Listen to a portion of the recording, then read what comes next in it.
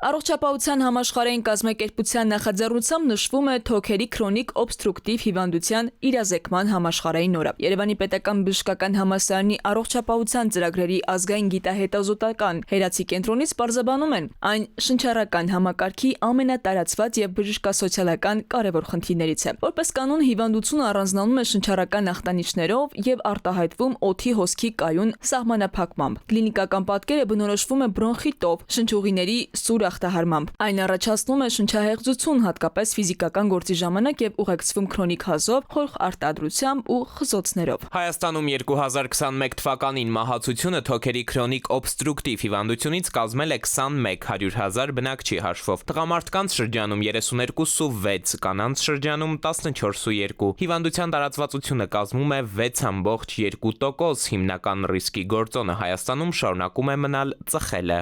Ծխախոտի օգտագործումը Հայաստանում տարիներ շարունակ եղել ու այսօր էլ շարունակում է մնալ հանրային առողջության համար վտանգ ներկայացնող լրջագույն գործոններից մեկը։ Առողջապահության համաշխարհային կազմակերպության ներկայացված գնահատականների համաձայն Հայաստանում ծխելու հետևանքով վերջին շրջանում արձանագրվում են մահվան դեպքեր, սկսած սրտանոթային հիվանդություններից մինչև քաղցկեղային եւ շնչառական ծանր բարդություններ։ Արձանագրելով հանդերձ, որ Հայաստանում արդեն գործում են ծխելու դեմ պայքարին ուղղված մի շարք ծրագրեր, որոնք ներառում են խորհրդատվություն, բուժում, նիկոտինային կախվածության հաղթահարման ծառայություններ եւ հասարակական վայրերում խիստ սահմանափակումներ, առողջապահության ոլորտի փորձագետը ընդգծում է ձեռնարկվող միջոցներին դրանք բավարար չեն։ Սրճարանից դեմը կանգնել ծխել, որովհետեւ հենց բացելում էլ է արգելված, սակայն իրականում դա չի կատարվում, որովհետեւ տնտեսվարողներին ավելի հետաքրքիր է իրենք տուգանվեն, քան թե իրենց հաճախորդներին արգելեն ծխելը, որովհետեւ բիզնես շահեր ունեն։ Հետևողական ու խիստ վերահսկողություն պետք է իրականացնեն առողջապահության աշխատանքի